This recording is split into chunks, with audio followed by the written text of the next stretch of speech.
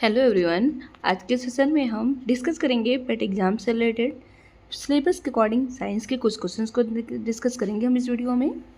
तो स्टार्ट करते हैं हम आज के सेशन को। फर्स्ट क्वेश्चन है आपका, प्रकाश का वेग अधिकतम होता है हीरे में, पानी में, निर्वात में या हाइड्रोजन में? तो आंसर क्या होगा आपका? निर्वात में। नेक्स्ट देखेंगे हम, प्रकाश की गति किसके बीच से जाते हुए न्यूनतम होगी? कांच, निर्वात, जल या वायु? तो आंसर क्या होगा? कांच। जैसे कि जिस वस्तु या पदार्थ का पूर्णांक ज़्यादा होता है उसमें प्रकाश की गति जो होती है न्यूनतम होती है। कांच, निर्वात, जल, वायु में से कांच का पूर्णांक सबसे ज़्यादा होता है, इसलिए प्रकाश की गति कांच में न्यूनतम होती है। निश्चेंगे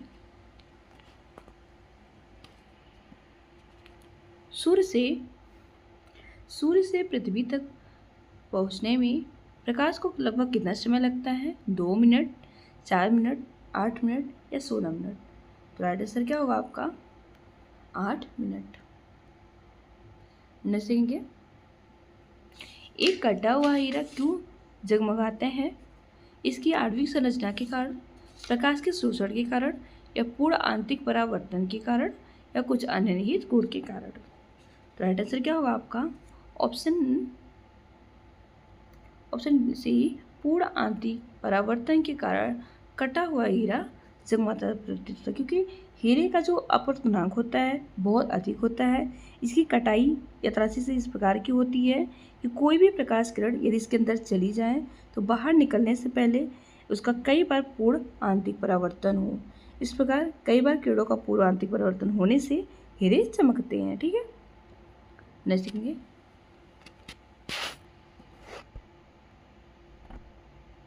किसी तारे का रंग दर्शाता है उसकी पृथ्वी से दूरी या उसका ताप, उसकी ज्योति या उसकी सूर्य से दूरी? तो राइट आंसर क्या होगा आपका? उसके ताप को दर्शाता है। देखेंगे, प्रकाश का रंग निर्धारित करता है उसके आयाम से, तरंगदैर्घ्य से, तीव्रता व वेग। राइट आंसर क्या होगा? ऑप्शन बी, तरंगदैर्घ्य। जो प्रकाश के रंग का निर्धारण उसके तरंगदैर्घ्य से होता है। भिन्न भिन्न रंग के प्रकाश का तरंगदैर्घ्य जो होता है भिन्न भिन्न होता है। जैसे कि लाल रंग के प्रकाश का तरंगदैर्घ्य जो है सबसे अधिक होता है और बैंगनी रंग के प्रकाश का तरंगदैर्घ्य सबसे कम होता है। नेक्स्ट देखेंगे हम,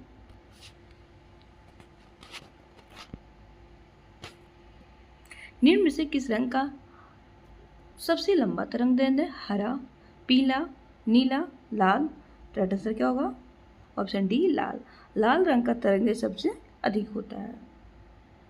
जैसे सबसे कम तरंगदैर्घ्य वाला प्रकाश होता है लाल, पीला, नीला, बैंगनी? तो राइट आंसर क्या होगा आपका? ऑप्शन डी, बैंगनी। बैंगनी रंग का जो तरंगदैर्घ्य होता है सबसे कम होता है। ठीक है, नेक्स्ट,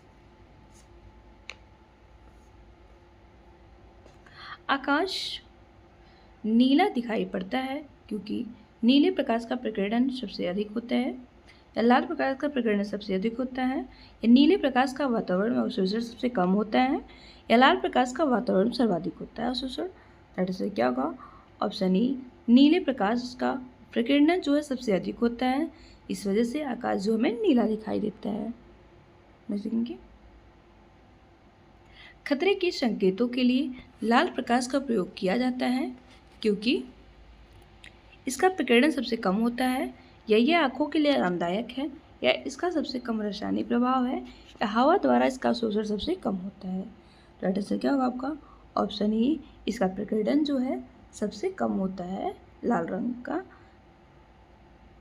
देखेंगे, सूर्यास्त तथा सूर्योदय के समय सूर्य के लाल रंग का प्रतीत होने का कारण प्रकाश का प्रकीर्णन है, प्रकाश का अपवर्तन है, या प्रकाश का संपूर्ण आंतरिक परावर्तन है, या प्रकाश का परिक्षेपण है? राइट आंसर क्या होगा? ऑप्शन ई, प्रकाश का प्रकीर्णन। देखेंगे, अंतरिक्ष यात्री को आकाश का रंग दिखाई देता है नीला, सफेद, काला, लाल? राइट आंसर क्या होगा आपका? ऑप्शन सी, काला। जैसे कि जो हवा के कणों द्वारा प्रकाश के प्रकीर्णन के जो होता है, आकाश में हमें नीला दिखाई देता है। अगर हम वही अंतरिक्ष में जाकर देखें तो वह काला दिखाई देता है। ठीक है, देखेंगे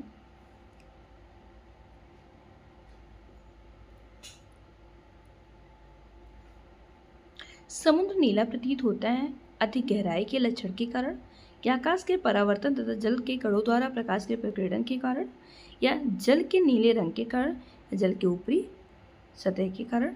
राइट आंसर क्या होगा? ऑप्शन बी, आकाश के परावर्तन तथा जल के कणों द्वारा प्रकाश के प्रकीर्णन कारण। तो किसी रंग का जो विकिरण अप्रकीर्णन है वो तरंग दैर्घ्य के चतुर्घात के व्युत्क्रमानुपाती होता है, जो कि बैगनी और नीले रंग की तरंग दैर्घ्य जो है सबसे कम है। यही कारण है कि इनका प्रकीर्णन जो है सबसे अधिक होता है। इस घटना के दौरान हमें समुद्र का रंग जो है नीला दिखाई पड़ता है। ठीक है, जैसे कि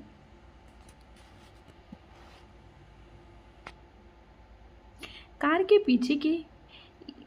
पीछे आने वाले यातायात को देखने के लिए निम्नलिखित प्रकार के दर्पणों में से किसका प्रयोग होता है? उत्तल दर्पण, अवतल दर्पण, समतल दर्पण या गोली दर्पण। तो राइट आंसर क्या होगा? ऑप्शन ए, उत्तल दर्पण। उत्तल दर्पण द्वारा जो प्रतिबिंब है वो आभासी सीधे वस्तु से छोटे बनते हैं। इसके द्वारा काफ़ी बड़े क्षेत्र के वस्तुओं का प्रतिबिंब एक छोटे से क्षेत्र में बन जाता है। इस प्रकार से हम उत्तल दर्पण का दृष्टि क्षेत्र से अधिक होता है, इसलिए हम इसे मोटर वाहनों में, बसों में चालक के बगल वाले जो पीछे ट्रैफिक होता है उसके लिए हम लगाते हैं। देखेंगे दाढ़ी बनाने के लिए काम में कौन सा लेंस लेते हैं? अवतल दर्पण, समतल दर्पण, उत्तल दर्पण या इनमें से कोई नहीं। राइट आंसर क्या होगा? अवतल दर्पण। अवतल दर्पण क्यों लगाते हैं? कि अवतल दर्पण जो है एक गोलाकार दर्पण है। इसके उभरे हुए तल पे जो पॉलिश की होती है वो अंदर तक जो परावर्तक है। इसके द्वारा जो प्रतिबिंब दर्पण के सामने बड़ा बनता है, इसलिए इस दर्पण का जो है प्रयोग हम दाढ़ी बाल बनाने के शीशे के रूप में करते हैं। देखेंगे धूप से बचने के लिए छाते में रंग संयोजन निम्न से कौन सा उचित है? ऊपर काला नीचे उजला, ऊपर उजला नीचे काला, मात्र काला, मात्र उजला। तो राइट आंसर क्या होगा? ऑप्शन बी, ऊपर उजला हो और नीचे काला। ऑप्शन बी,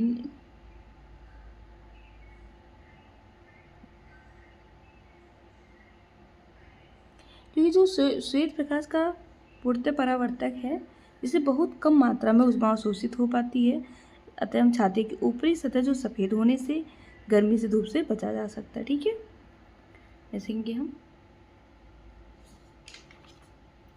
दूरदृष्टि निवारण के लिए काम में लाते हैं हम अवतल लेंस, उत्तल दर्पण या उत्तल लेंस या उत्तल दर्पण। राइट आंसर क्या होगा? ऑप्शन सी, उत्तल लेंस। दूरदृष्टि में निकट की वस्तु स्पष्ट नहीं दिखाई देती हमें, जबकि दूर की वस्तु जो हमें स्पष्ट दिखाई देती हैं। इसके निवारण के लिए हम चश्मे में उत्तल लेंस का प्रयोग किया जाता है। ठीक है, देखेंगे निकट दृष्टि दोष निवारण के लिए हम काम में लेते हैं उत्तल लेंस, अवतल लेंस, समतल अवतल लेंस या समतल कांच प्रयुक्त लेंस। तो राइट आंसर क्या होगा हमारा? अवतल लेंस। निकट दृष्टि दोष जो होता है उसमें दूर की वस्तु स्पष्ट नहीं दिखाई देती हैं, जबकि पास की वस्तु स्पष्ट दिखाई देती हैं। इसके निवारण के लिए हम अवतल लेंस का प्रयोग करते हैं। ठीक है, देखेंगे स्पष्ट दृष्टि की न्यूनतम दूरी होती है 25 सेंटीमीटर, 5 सेंटीमीटर, 75 या 100 सेंटीमीटर। राइट आंसर क्या होगा? Option E, 25 centimetre. देखेंगे मनुष्य की आंखें किस वस्तु पर प्रतिबिंब बनाती हैं? कार्निया पर, आइरिस पर, पुतली पर या रेटिना पर। तो राइट आंसर क्या होगा? रेटिना पर। तो ये रहा इस वीडियो का लास्ट क्वेश्चन। हमने बहुत ही बेसिक से बहुत ही कम समय में आपको एक इम्पॉर्टेंट क्वेश्चन को हमने इस वीडियो में डिस्कस कराया। जैसे कि इस समय में जो एग्जाम में जैसे क्वेश्चन पूछे जाते हैं, बिल्कुल हमने उसी लेवल से हमने आपको क्वेश्चन को डिस्कस कराया है। आई होप आपको हमारी वीडियो पसंद आई होगी। मिलते हैं हम आपसे नेक्स्ट वीडियो में एंड थैंक्स फॉर वॉचिंग।